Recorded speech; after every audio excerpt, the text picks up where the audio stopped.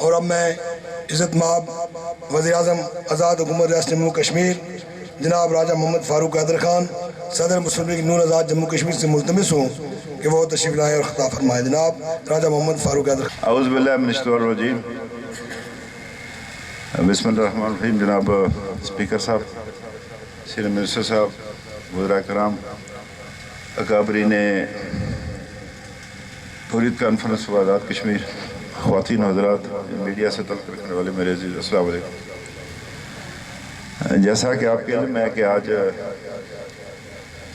رئیس الاحرار قائد ملت جمہوریہ غلام عباس خان صاحب کے مزار کی وسعت کے حوالے سے یہ تقریب یہاں پہ آج منعقد ہو رہی ہے۔ مجھے اس بات کی خوشی ہے، رائے صاحب یہ سردار عبدالقیوم خان صاحب نے کرایا تھا، اب یہ اگلا میں کام کر رہا ہوں اور دوسرا آدمی درمیان میں آئی کوئی نہیں، یہ بات خیال رکھیں، تو نہ میں مانتا ہوں، ٹھیک ہے۔ تو یہ اللہ نے موقع دیا سب کو ہمیں کہ ہم اپنے عزیزی موسم کی سرنما کی ہے، وہ اس طرح تو شان نہیں ہے جو ہے، لیکن پھر بھی میں سمجھتا ہوں کہ یہ ایک بہتر صورتحال ہوگی۔ رائے صاحب آپ نے جو بات کی وہ یہ ہے کہ ہماری خواہش یہ تھی کہ یہاں صرف فتح نہ پڑی جائے، بس اس کو ایک ایسا مقام بنایا جائے جہاں پر ہر طرف کا کشمیری آئے، یہاں پر بیٹھ کر بات کرے، اپنے خیالات کا اظہار کرے۔ میں اس طرح دیکھیے، وہ بانی پاکستان کا مقبرہ ہے، کوئی گیا بس وہ گیا، یہ کسی کو نہیں پتا کہ یہ جو بنایا تھا جسے کیا ہے۔ اس لحاظ سے میں یہ آپ سے گزارش کرنا چاہتا ہوں کہ ہم یہ چاہتے ہیں کہ اس کو ایک ڈیبیٹ کا مرکز بنایا جائے، اپنی قربانیوں کا، اپنی پچھلی تاریخ کو، آگے اپنا جو مستقبل ہمارا جو مخدوش ہے اس وقت بہت نظر آ رہا ہے، اس حوالے سے لوگ یہاں پر بات کر سکیں۔ تو اس حوالے سے، اور مجھے یقین ہے کہ آزاد کشمیر میں کوئی بدبختی ہوگا حکمران یا کچھ کہ وہ اس مزار کے تقدس کو پامال کرے اور کوئی اور ایسی بات کر سکے، تو انشاءاللہ ہم زندہ، ہماری اولادیں زندہ رہی تو کسی کو کرنے نہیں دیں گے یہ بات۔ یہ میں اپنی معلومات کے مطابق جو میں نے دیکھا، سردار بہادر خان صاحب، بار بار میں نے کہا، پھر دہراتا ہوں، عسکر علی شاہ صاحب MNA، سید مصطفیٰ شاہ خالد گیلانی MPA، اور میاں حیات صاحب، بلکہ بڑی تلخی تھی وہاں پر قائد ملت کے وہ جو رہائش گاہ ہے، ہم بھی کھڑے تھے ادھر، ہم بھی سوگوار تھے۔ میں اپنے بعد سے اسکول سے چھٹیاں ہوئی تو آیا تھا، یہ سردار بہادر خان رو رہا تھا، میں آپ کو سچی بات بتاؤں، مطلب وہ بار بار اپنے آنسو جو ہے وہ صاف کر رہا تھا۔ تلخی تھی وہاں پر کہ یہی تھا کہ جی کوئی کہتا ہے یہاں سے ریلوے لائن گزرے گی، کوئی کہتا تھا یہاں نہیں ہو سکتی تدفین، پھر یہ بھی تھا کہ بے امان جگہ ہے، کدھر لے جائے۔ ہم نے خود واک آؤٹ کر کے، میں اور جسٹس اکرم صاحب، ہم نے نماز جنازہ پڑھا ادھر لیاقت باغ، ہم نے کہا ہم نہیں جاتے ادھر، کدھر لے گیا یہ سردار عبدالقیوم خان نے۔ لیکن یہ نہیں پتا لوگوں کو کہ جس نے اپنی زندگی وقف کر دی پاکستان کے لیے، اس کو یہاں جگہ نہیں دی۔ کشمیریوں کے ساتھ یہ جو تاریخ ہے نا ہماری، یہ کوئی ہمارے ساتھ اتنا اچھا سلوک نہیں ہوا ادھر۔ میروائے صاحب بھی، ان کو بھی جو ہے نائل کیا گیا تھا، جو غلام عباس خان بھی نائل ہوئے۔ بہرحال یہ ہمارا، یہ کسی کا ملک نہیں، ہمارا اپنا ملک ہے یہ۔ اور یہ بھی آپ کو پتہ ہونا چاہیے کہ جب مسلمان فضل کی مجلس عاملہ نے خود مختار کشمیر کی قرارداد پاس کی تھی، ان کو یہ بتایا گیا تھا کہ قائد اعظم کی خواہش ہے، تو جنرل کونسل کے اجلاس سے ترمبو صاحب تھے کوئی، انہوں نے کہا کہ اس کے باپ کیا ہے یہ پاکستان، یہ ہمارا ہے، وہ کون ہے، ہم نہیں مانتے اس کی بات کو، ہم پاکستان کے ساتھ جائیں گے۔ اب یہ پتہ ہی نہیں ہے، اب جو لوگ اس وقت ہیں ان کو کوئی مس ہی نہیں ہے پاکستان کے ساتھ۔ آج قائد اعظم کے اس کا مزار کا تقدس یاد آ گئے تو کیا تعلق ہے قائد اعظم کے ساتھ بھائی، کوئی ہے؟ تو یہ عرض کرنا چاہتا ہوں آپ سے کہ وہ پھر یہاں اس کے ساتھ ہی جو اب کلب بن گیا پنڈی کا، یہاں دربار علی شاہ صاحب کمشنر ہوتے تھے پنڈی کے، ایوب خان کے بڑے خاص تھے. آج کل کے تو ویسے کمشنر ہوتے ہیں نا، وہ کمشنر اور ہوتے تھے، ان کے پاس گئے یہ سارے. اور پھر یہ ہے کہ وہ اپنا اس نے پھر ایوب خان کو رات کو منوایا. سردار صاحب نے پھر تقریر کی، وہ جو پورچ ہے اس پہ کھڑے ہو کر، مجھے ابھی بھی یاد ہے ایسے ہی جیسے آپ یہ یہاں پر اجلاس منعقد ہو رہا ہے. تلخی تھی، مولوی وزیر جوہری نے سخت تلخ قسم کی تقریر کی کہ آؤ اس کی میت کو لے جاتے ہیں مظفر آباد، ان کی ایسی کی تیسی. تو وہ انہوں نے لوگوں کو، مجھے آج بھی یاد ہے سردار صاحب کھڑے تھے، تو مجھے اطمینان ہوا کہ کوئی شخص ہے جو اس قافلے کو سنبھال لے گا قائد ملت کے بعد. انہوں نے جب تک ان کے اختیار میں رہا تو خوب سنبھالا، جب ان کے اختیار سے باہر نکلا تو پھر گڑبڑی ہو گئی. تو یہ میں آپ سے عرض کرنا چاہتا ہوں کہ یہ بات یہ ہے کہ آج وطن عزیز جموں کشمیر شدید مشکلات کے شکار ہے، تقسیم در تقسیم. میں نے کل بھی کہا تھا وہاں اجلاس میں کہ کشمیر کو کشمیر کے حصوں کو یہ نکاح کر کے لے جاؤ، بے نکاحی نہ لے جاؤ کشمیریوں کو. نکاح سے مراد ہے رائے شماری. یہ دفعہ 164 کے جو بیان قلم بند کرتے ہیں مجسٹریٹ کے اس لڑکی کے، یہ نہ کریں آپ. باضابطہ بعض عجیب لمبی داستان ہے، عجیب پروگرام بنے. گلگت میں رضاک شہر میں رائے شماری کرا لیا، ریفرنڈم کرا لیا. مجھے جب میں نے کہا آپ کو مانے گا کون یہ، اور آپ پھر کشمیر کی تقسیم کریں گے، علاقائی ریفرنڈم کریں گے، جب ہندوستان کروا لے گا ادھر کچھ نہ کچھ، جموں لداخ کو تو نکال لے گا، صرف وادی رہ جائے گی. آج یہاں حریت والے بیٹھے ہوئے. میں عرض کرنا چاہتا ہوں آپ سے کہ صوبہ کشمیر کے 6 ضلع تھے اور جموں کے 10. گلگت اور لداخ ایجنسی تھی. یہ جو صوبہ کشمیر کے 4 اضلاع تھے، گلگت وزارت یعنی اسکردو جو لیفٹ بینک ہے ریور انڈس کا، جس کے 2 غالباً ممبر کشمیر اسمبلی میں جاتے تھے. میں پرانی بات کر، ضلع بارہمولہ، ضلع مظفر آباد اور کشمیر خاص سری نگر یا اننت ناگ، یہ 4 اضلاع تھے. اس جہاد کے بعد 47 کے اکثر یہ ہوتا تھا، اب ہم کہتے ہوتے تھے آزاد کشمیر کے 2.5 اضلاع پورے نہیں تھے نا. مظفر آباد کا کرناک کا حصہ ان کے پاس ہے کافی سارا. اڑی تحصیل جو ہے وہ کافی ساری ادھر ہے، وہ گھنٹے ملے تک تھی، ان کو پتہ ہے نشست نسیم صاحب کو. اور ضلع بارہمولہ کا کچھ حصہ، یہ گریز جو ہے یہ مچھل سے آگے یہ ہمارے پاس ہے، تھوڑا سا 20 میل بنتا ہے وہ. ضلع جو پنچ ہے اس کی مینڈر کا غالب حصہ ادھر ہے، تحصیل ویلی کا غالب حصہ ادھر ہے. اور ضلع میرپور میں اب ضلع بھمبر ہے جو پرانی تحصیل تھی، اس کا کافی سارا حصہ اس طرف. اب اس وقت آزاد کشمیر بچ گیا، یہ میری بات یاد رکھیں. میں آپ سب سے کہنا چاہتا ہوں اس پر اب کب ہم کس طرح اس کو دشمن کے پنجے سے آزاد کروائیں گے. میں ابھی اس وقت کی صورتحال بتا رہا ہوں. اس نے ان دونوں کو یونین ٹیریٹری بنا دیا، نیچے ڈاؤن گریڈ کر دیا. لداخ کو بھی یونین ٹیریٹری، ہم نے ادھر پروویژنل سٹیٹس دے دیا.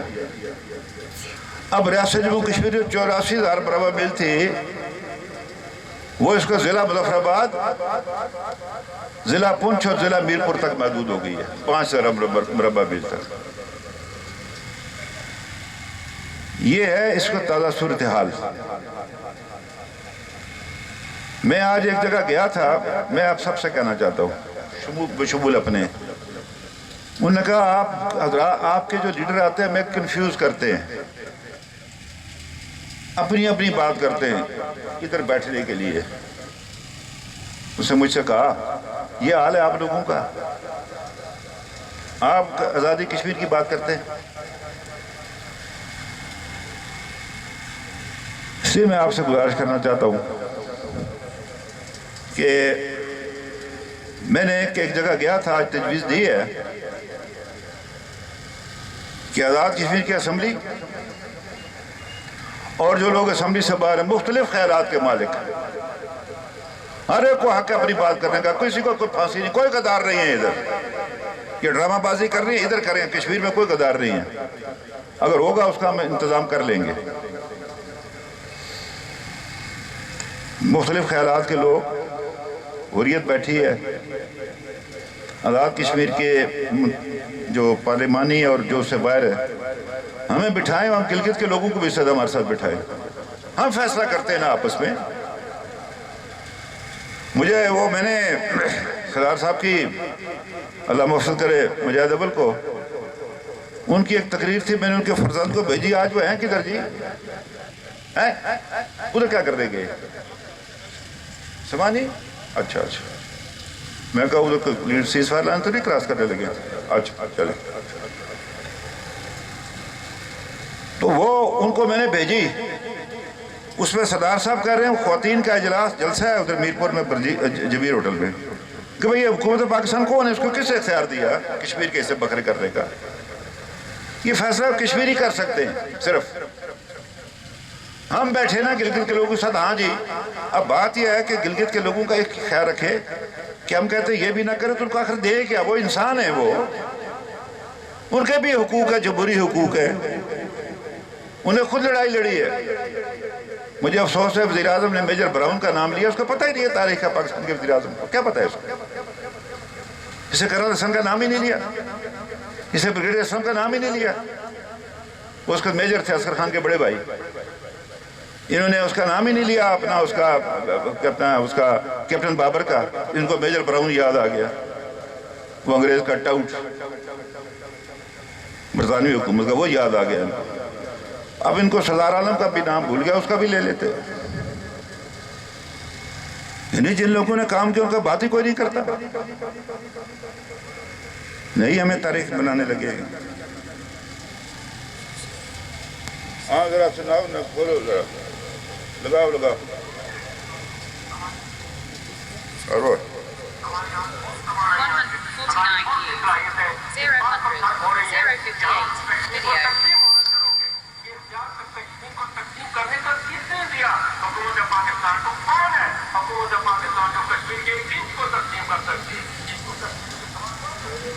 تو میں یہ عرض کرنا چاہتا ہوں آپ سے، میں مرید والوں آپ کو کہنا چاہتا ہوں، میرے ساتھی، ہم اپنا بستر باندھ کر ہر وقت تیار رہتے ہیں۔ ہمارے لیے کوئی کشمیر کے اوپر، آزاد کشمیر کے اوپر ایک بار نہیں 50 بار اس کی ایسی کی تیسی، کشمیری کے خون کے ساتھ دھوکہ گداری نہیں کریں گے۔ یہ بیٹھے ہیں، میری پارٹی بیٹھی ہے، ادھر بیٹھے، ادھر بھی لوگ بیٹھے، منتخب نمائندوں کو میں بات کرتا ہوں۔ تو میں جو عرض کرنا چاہتا ہوں آپ سے، کو بس سوچو فکر کریں۔ عتیق صاحب کو کہتا ہوں آپ دعوت دے دیں، ملک صاحب ان کو کہ آپ بلا لیں اجلاس، شاہ صاحب آپ یا طارق صاحب بلا لیں اس پر فوری طور پر، کہ وہ کیا کر رہا ہے یہ۔ اب میری مجبوری یہ ہے کہ میں نے حلف اٹھایا ہوا ہے بحیثیت وزیر اعظم کے، کہ جو بات براہ راست مجھ پر آتی ہے بلا واسطہ براہ راست میں اس کو افشا نہیں کر سکتا۔ وہ ایک لیڈر ہے اندر پنڈی میں ہوتے ہیں، وہ اپنے سے مارتے رہتے، اور کوئی جو اس نے گفتگو کی اس کے والے سے بالکل غلط کی اس نے، وہ تو ایک تو خود بھی نہیں بولا، تو نہ اس کو یہ بات کرنی چاہیے تھی۔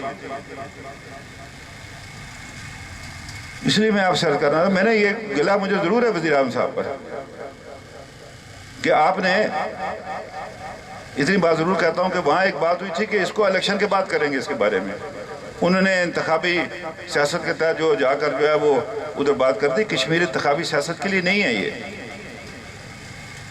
ریاست جموں کشمیر، مجھے اس کا ان سے گلہ ہے، دکھ بھی ہے۔ اس حوالے سے کوئی بیٹھ کر بات کرے۔ باقی آپ سے عرض کرنا چاہتا ہوں کہ اس وقت یہ میری بات یاد رکھیں، آپ سب سے کہنا چاہتا ہوں، بیٹھے آزاد کشمیر کو بچانے کی کوشش کریں۔ یہ بچ گیا بس ایک بیچ میں.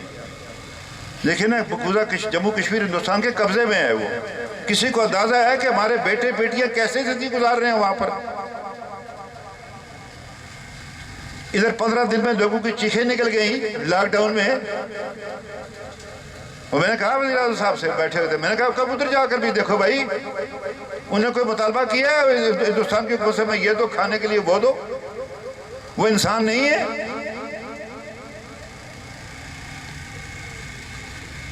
وہ بیچارے اس وقت جس مشکل میں, جو اپنی جان کے نذرانے, مال کے, اپنی عصمتوں کے, کیا کرے اس سے زیادہ کشمیری ہو؟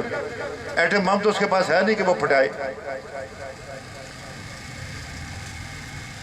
تو یہ خطہ آپ کے پاس بچ گیا ہے اس وقت. یہ اس کو مہاجرین جموں کشمیر مقیم پاکستان اور ہمارا ڈائسپورا, آپ امین ہیں ریاست جموں کشمیر کی اس تحریک آزادی کے, آپ محافظ ہیں اس کے, آپ ان قربانیوں کے محافظ اور امین ہیں. آپ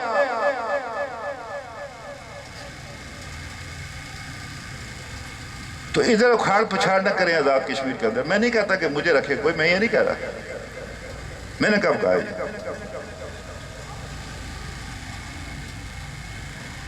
یعنی ایک دن آپ, میں نام نہیں لینا چاہتا, ایک دن آپ جب وہ کہیں کہ نہیں یہ نہیں بن سکتا, اور ایک صاحب کہ کوئی ایسے تیسے کو سمجھایا نہیں تھا, یہ بات نہیں کر رہی میٹنگ میں, اور کل وہ بیان دے دیتے کہ نہیں بڑا اچھا ہو گیا.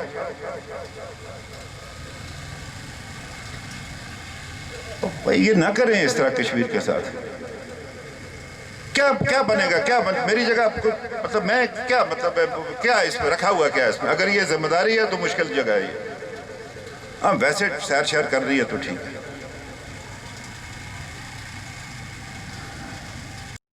یا پھر مردوں والی بات کریں.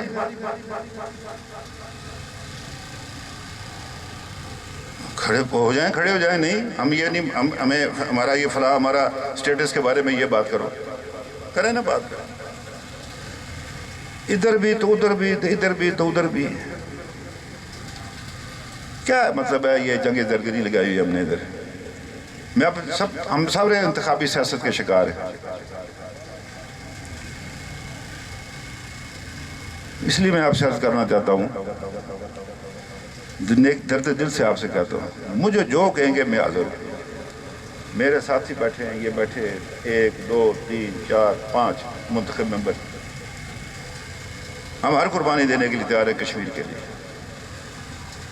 آپ کو گواہ بنا کر کہہ رہا ہوں, مریت کانفرنس والا ہے, آپ کو بنا کر. ملک صاحب آپ کو بھی کہتا ہو رہا ہے, یاسین آپ کو بھی کہتا ہوں, ان سب کے سامنے کہتا ہوں. یہاں جو لوگ بیٹھے, اس لیے کہ پاکستان, مضبوط پاکستان, مستحکم پاکستان, کشمیر کی آزادی کے لیے یہ بنیادی انگریڈینٹ میں سے نمبر 1 ہے. یہ یہاں پر بھی لوگ کہتا ہوں کہ یہ کیا افراتفری مچائی ہے ملک میں.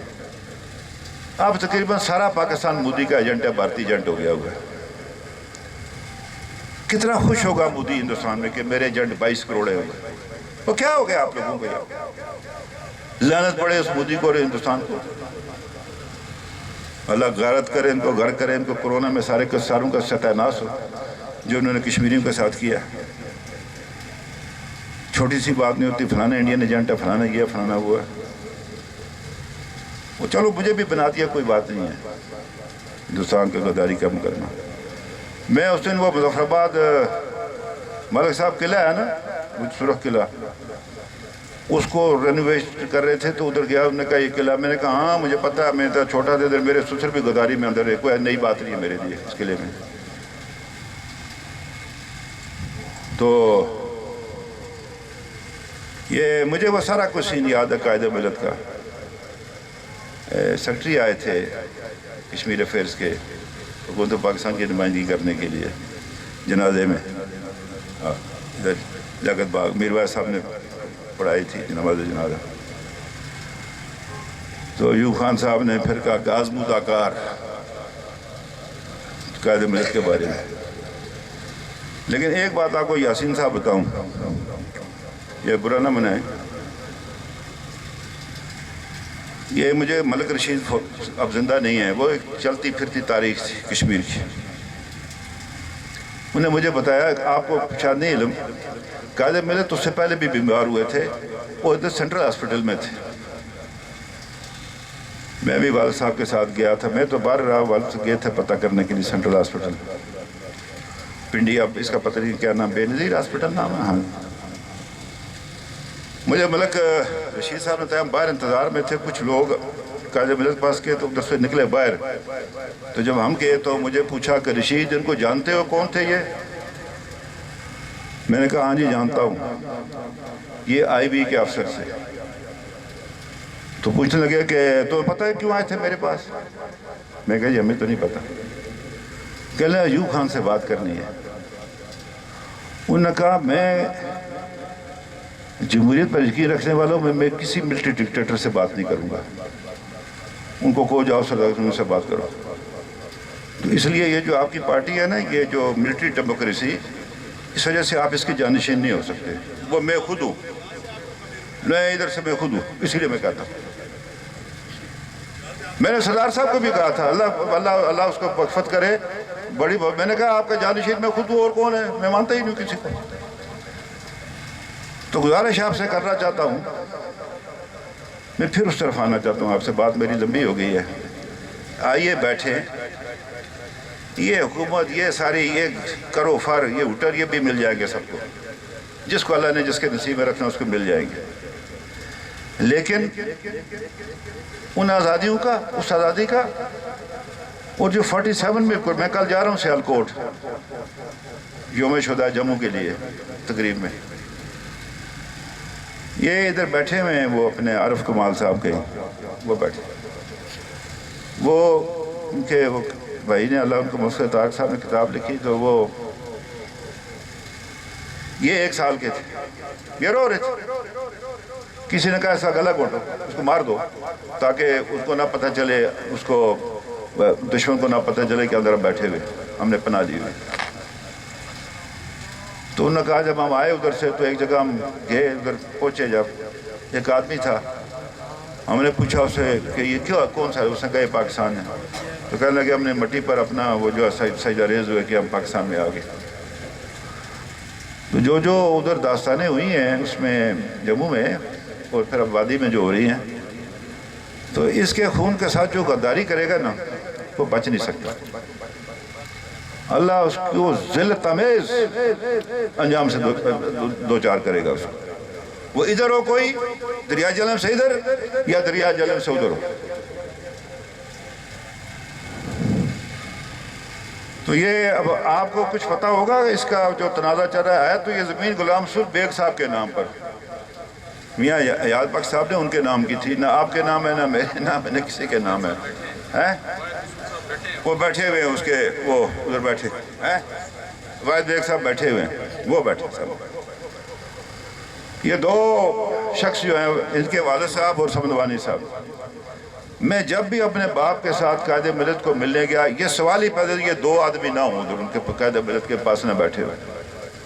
یہ روزانہ کا یہ ان کا دستور تھا، یہ دونوں قائد ملت کے پاس ہوتے تھے، دونوں ہمارے بزرگ.